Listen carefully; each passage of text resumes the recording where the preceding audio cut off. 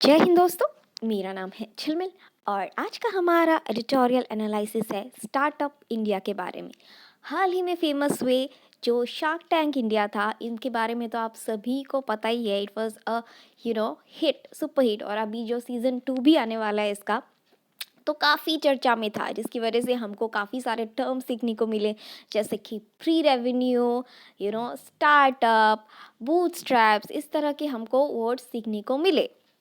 और बहुत कुछ एंटरप्रेन्योरशिप के बारे में जानने को मिला कि किस तरह के कैसे होते हैं, आपका एवैल्यूएशन क्या होता है, कितना होना चाहिए, बहुत कुछ। जैसे फॉर मी, मैं बायो बैकग्राउंड की हूँ, तो मुझे तो ये सब का 0% आइडिया था, तो बहुत कुछ सीखने को मिला। So moving on to our topic again.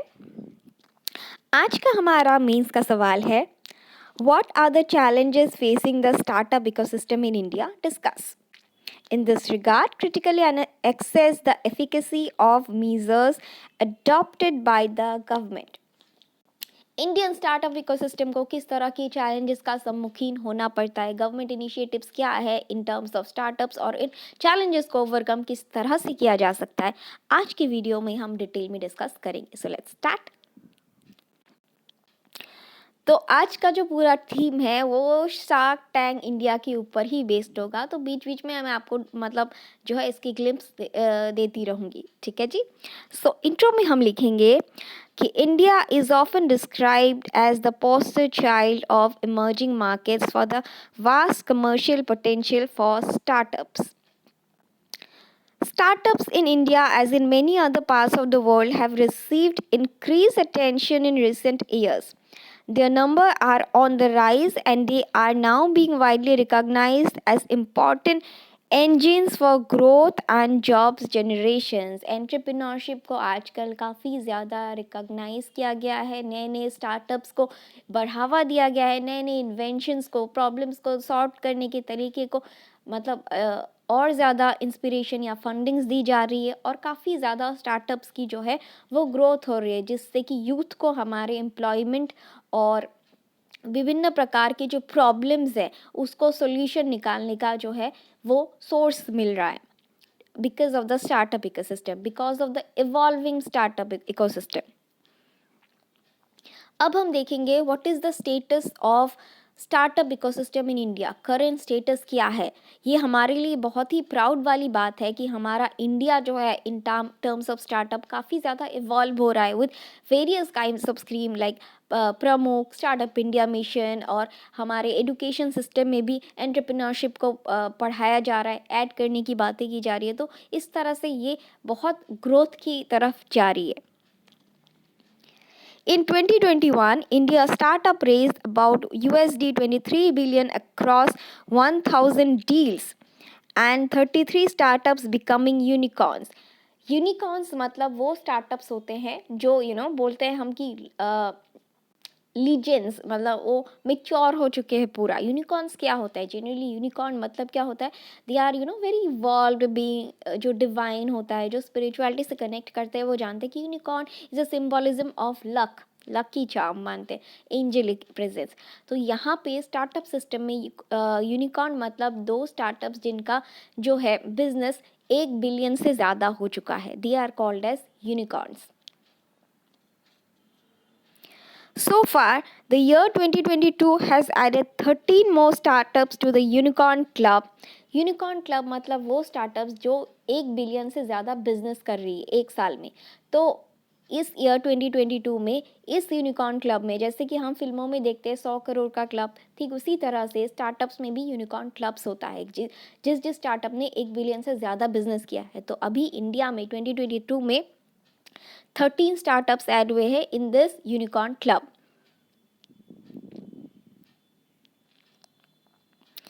The startup ecosystem in India ranks third after that of USA and China. US और चाइना के बाद इंडिया का ही नंबर आता है in terms of startup ranks, क्योंकि स्टार्टअप्स इतना ज़्यादा ग्रो कर रहा है इंडिया में. अब हम देखेंगे कुछ इम्पॉर्टेंट गवर्नमेंट इनिशिएटिव्स जो स्टार्टअप्स के साथ रिलेटेड है. सबसे पहला है startup India seed fund scheme, SISFS. This scheme provided financial assistance to startups to help them prove their concept, develop prototypes, test products and enter the market. तो यहाँ पे नए नए स्टार्टअप्स को अपना जो है प्रेजेंटेशन पिच डालना होता है, उसके बाद उनको फंड किया जाता है ताकि वो अपने इनोवेशंस को और बढ़ा सके, टेस्ट प्रोडक्ट्स जो है वो प्रोड्यूस कर सके और मेन स्ट्रीम मार्केट में एंटर कर सके, अपनी जो प्रोडक्ट्स है उसको बेच सके.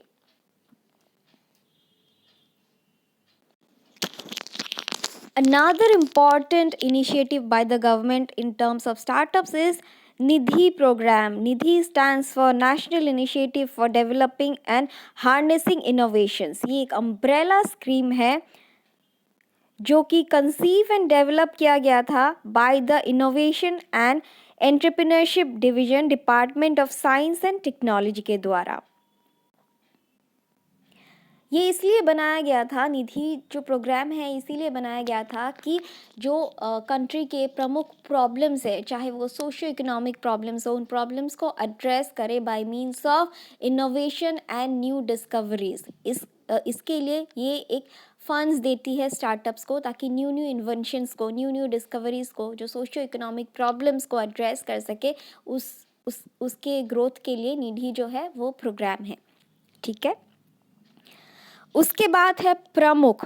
प्रमुख जो है, प्रमुख एक समिट है that aims to provide a platform to startups, जहाँ पे यंग स्टार्टअप्स जो होते हैं वो अपने अपने इनोवेटिव आइडिया शेयर करते हैं. जैसे कि हमारा बहुत सारे पोर्टल्स होते हैं जहाँ पे लोग, ब्लॉग्स, फॉरम्स होते हैं जहाँ पे लोग अपने आइडियाज़ शेयर करते हैं. ठीक उसी तरह से प्रमुख एक तरह से पोर्टल है जो स्टार्टअप्स को कनेक्ट करता है ताकि वो अपनी आइडियाज़ शेयर कर सके और लर्न कर सके. उसके बाद आता है RSSE ranking of states on support to startup ecosystem. यहाँ पे हर स्टेट ने किस क्षेत्र में स्टार्टअप बनाया है और किस तरह से उन्होंने सोशियो इकोनॉमिक प्रॉब्लम्स को, देश की प्रॉब्लम्स को किस तरह से स्टार्टअप के ज़रिए सॉल्व या एड्रेस किया है, उसके बेसिस पे स्टेट्स को रैंक किया जाता है ताकि स्टार्टअप इकोसिस्टम को और ज़्यादा बूस्ट किया जा सके. ये तो हमने देख लिए कुछ इम्पॉर्टेंट गवर्नमेंट इनिशिएटिव. अब बात करते हैं चैलेंजेस के ऊपर. अभी भी हम संपूर्ण रूप से इवॉल्व नहीं हुए हैं in terms of the startup industry या स्टार्टअप इकोसिस्टम. सबसे पहला चैलेंज है बूटस्ट्रैप स्टेज. बूटस्ट्रैप मतलब इनिशियल स्टेज. जैसे कि आप लोगों ने शार्क टैंक अगर देखा होगा तो एक एपिसोड था जहाँ पे ये जो किसान थे, ही वॉज अ किसान, इन्होंने अपनी पूरी ज़िंदगी की सेविंग्स लाइक 25 लाख रुपए, I don't remember exactly the amount, मतलब इनकी पूरी ज़िंदगी की सेविंग्स थी, उन्होंने ये झूला बनाने में लगा दिया. ये झूला it has many multiple features like वो ऑटो स्विंग होता है मोबाइल के साथ कनेक्ट करके, कुछ कुछ और फीचर्स थे, मतलब यूनिक झूला. इस झूले की प्राइस उन्होंने रखी थी 1 लाख रुपए.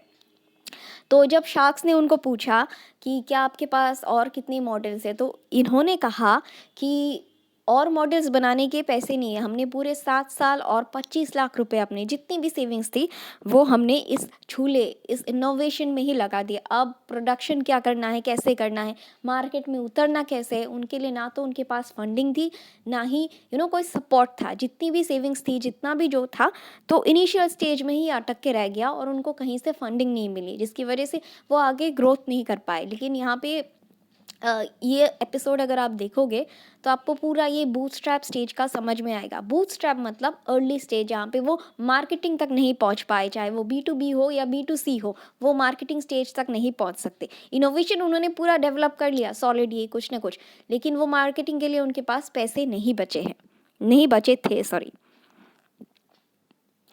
So bootstrap nature. For running a startup, a significant amount of working capital is required.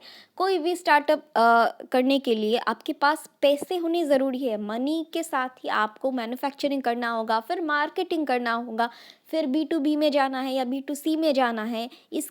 अगर आप इन्वेस्ट करोगे तभी तो आपको एवैल्यूएशन या ज़्यादा ग्रोथ मिलेगा. तो working capital is a must. Many startups in India, especially at early stage, are bootstrapped, self-funded throughout the founder's own savings since domestic financing is limited. यहाँ पे जैसे कि इस केस में ही देख लीजिए, इन्होंने ये जो इन्होंने बनाई, नो डाउट इन्होंने बहुत अच्छा इन्वेंशन किया है, झूला वाला इन्वेंशन एंड ऑल, बट इनको बाहर से फाइनेंस नहीं मिला। इनफैक्ट शार्क्स ने भी इनको फाइनेंस करने से मना कर दिया, क्योंकि ये इन्वेस्टेबल प्रोजेक्ट नहीं लग रहा था उनको, क्योंकि ये प्री रेवेन्यू था। तो इसीलिए बूटस्ट्रैप स्टेजेस में ही बहुत सारे जो स्टार्टअप्स है वो बनते बनते मार्केट तक नहीं पहुंच पाते, इसी वजह से वो अपना इनोवेशन पोर्ट्रे नहीं कर पाते हैं। दूसरा है लैक ऑफ रिकग्निशन। जो मोस्टली विलेज एरियाज़ में होते हैं, जो विलेज एरियाज़ में उनके पास इतना नॉलेज नहीं होता है कि ये गवर्नमेंट की स्कीम्स है, या फिर ये उनके पास इतना इंटरनेट एक्सेसिबिलिटी नहीं होता है, उनके पास इतना नॉलेज नहीं होता है या एक्सेसिबिलिटी नहीं होता है कि किसको अप्रोच करें, ताकि मान लो उन्होंने कोई फार्मिंग के रिलेटेड कुछ इनोवेशन किया है, ठीक है, तो अब उस इनोवेशन का क्या करे, कहाँ जाए, कहाँ से फंडिंग ले, उनको वो समझ में नहीं आता है। So there is a lack of recognition concern. यहाँ पे जैसे बोले, भाई कौन है तू, ये क्या कर रहा है तू। Since nearly 70% of the Indian population lives in rural areas that are still deprived from reliable internet access. Consequently, many village-based startups go unrecognized and are deprived of government funding initiatives. यहाँ पे बहुत सारे startups हैं। Government, मान लो कोई किसान ने कोई फार्मिंग के रिलेटेड इनोवेशन बनाया, लेकिन उनको पता नहीं कि वो कहाँ किसके पास जाए, किससे मदद मांगे, मतलब किससे इन्वेस्ट कराए, क्या करे, आगे का प्रोसीजर क्या होगा, मार्केटिंग प्रोसीजर क्या होगा, जिसकी वजह से वो उनका इनोवेशन ही रह जाता है। वो मतलब उनको कहीं से भी हेल्प नहीं मिल पाती, रिकॉग्निशन नहीं मिल पाती, और किधर भी वो अगर जाते हैं तो वो मतलब उनको वो जो इन्वेस्टर्स होते हैं वो उनको रिकॉग्नाइज करें, ये विलेज यदि क्या ही करेगा। तो इस तरह से there is a lack of recognition scheme जो है वो, this is a kind of challenge in the startup ecosystem. उसके बाद है स्केलेबिलिटी कंसर्न। मान लो मैं नॉर्थ ईस्टर्न रीजन की हूँ, तो यहाँ पे अगर मैंने अगर महाराष्ट्र में जाके कोई वहाँ पे एकदम महाराष्ट्र के भीतर के गांव में अगर मैंने कोई स्टार्टअप सोशियो इकोनॉमिक प्रॉब्लम को सॉल्व करने के लिए कोई स्टार्टअप का निर्माण किया, कोई बेचने को गए, तो मेरा प्रोडक्ट नहीं बिकेगा, क्योंकि मुझे उनके साथ कम्युनिकेट करने का, वो रिटेलर के साथ B2C कम्युनिकेट करने का नहीं आता। मुझे उस एरिया में क्या ज़रूरत है, इस वक्त किस तरह की प्रॉब्लम्स चल रही है, उस चीज़ का आइडिया नहीं है। हमारे यहाँ मतलब नॉर्थ ईस्टर्न साइड में जो जिस तरह के एनवायरनमेंट है, जो सोशल कल्चरल माहौल है, जो लैंग्वेजेस है, वो कम्प्लीटली डिफरेंट है फ्रॉम द महाराष्ट्रियन कल्चर। तो उनका सोशियो कल्चरल डिफरेंट है। तो इसीलिए अगर मुझे स्टार्टअप खोलना है तो मैं अपने ही रीजन में लिमिटेड रखूँगी। अगर मैं अपना स्टार्टअप जाके महाराष्ट्र के किसी लोकल इन्वेस्टर को बोलूँगी तो ही और सी विल से इस एरिया में मेरा एक्सपर्टीज़ नहीं है क्योंकि वहाँ पे स्केलेबिलिटी नहीं होगा, उनको समझ में नहीं आएगा, क्योंकि मैं इस स्पेसिफिक रीजन को टारगेट करके करूँगी। Small startups in India have limited understanding of customers and are confined to only certain regions. जैसे कि मैंने कहा, अगर मैं कोई स्टार्टअप खोलने लगूंगी यहाँ पे, मान लो मैं एकदम छोटा सा, मैं ज़्यादा पढ़ी लिखी भी नहीं हूँ और मैंने एक स्टार्टअप खोलने की कोशिश की, मैं नॉर्थ ईस्टर्न रीजन की हूँ, तो मैं अगर महाराष्ट्र में जाके खोलूँगी तो ना तो मुझे उनका लैंग्वेज समझ में आएगा, मेरे को गालियाँ भी देंगे तो मेरे को समझ में नहीं आएगा, ना तो मुझे उनकी प्रॉब्लम समझ में आएगी, क्योंकि हम दो स्टेट्स की प्रॉब्लम्स काफ़ी डिफरेंट होती है। यहाँ का इकोसिस्टम, वहाँ का इकोसिस्टम डिफरेंट होता है, तो एकदम समझ में नहीं आएगा, जिसकी वजह से मैं वहाँ पे सर्वाइव नहीं कर पाऊँगी in terms of business. Due to this language barrier and lack of connected supply chain, it makes it hard for startups to scale their products to customers across the country. Small scale जो startups होती है उनके लिए scalability बहुत ज़्यादा concern है, क्योंकि वो अगर pan India basis पे अपनी product को sell करे तो उनको उन सप्लाईज़ के बारे में सोचना पड़ेगा, उस सप्लाई चेन नेटवर्क के बारे में सोचना पड़ेगा, उस रिलेटेड वर्क फोर्स के बारे में, वहाँ की work force local work force से कनेक्ट होना पड़ेगा। इस तरह से बहुत सारी प्रॉब्लम्स आएगी, जिसके लिए पैसे लगते हैं, और स्मॉल स्टार्टअप्स के पास इतने पैसे नहीं है कि इतना वाइड रेंज में स्केलेबिलिटी को अपना बढ़ाए। This is also one of the major concern. अब हम देखेंगे सोल्यूशन क्या है इस चीज़ का, क्या किया जा सकता है। सबसे पहला सोल्यूशन है कि स्कूल लेवल पे ही लोगों को एंटरप्रेन्योरशिप के बारे में बेसिक ज्ञान, मतलब चैप्टर्स ऐड किए जाए, स्कूल लेवल पे कॉम्पिटिशन्स रखे जाए, नए नए इनोवेशंस प्रोडक्ट लॉन्च करने के लिए ट्रेनिंग दी जाए, वर्कशॉप लॉन्च किया जाए। मतलब जब 10th स्टैंडर्ड 9 10 स्टैंडर्ड में ही हो बच्चे, तो इस चीज़ को उनके दिमाग में डाला जाए, जो कि अभी तक मतलब जैसे मैं बायो बैकग्राउंड की हूँ, जब मैं 9 10 में थी मेरे को पता ही नहीं था स्टार्टअप होता क्या है। तो अभी के जनरेशन जो है वो जेन ज़ी जनरेशन है, उनको अभी 9 10 में ही पता होना चाहिए कि स्टार्टअप कैसे है, ताकि बाद में अगर 12th के बाद इन केस उनका मन नहीं हो जॉब करने का, तो वो प्रोसीड कर सके एक कॉन्फिडेंस के साथ कि उसके उनको स्टार्टअप करना है।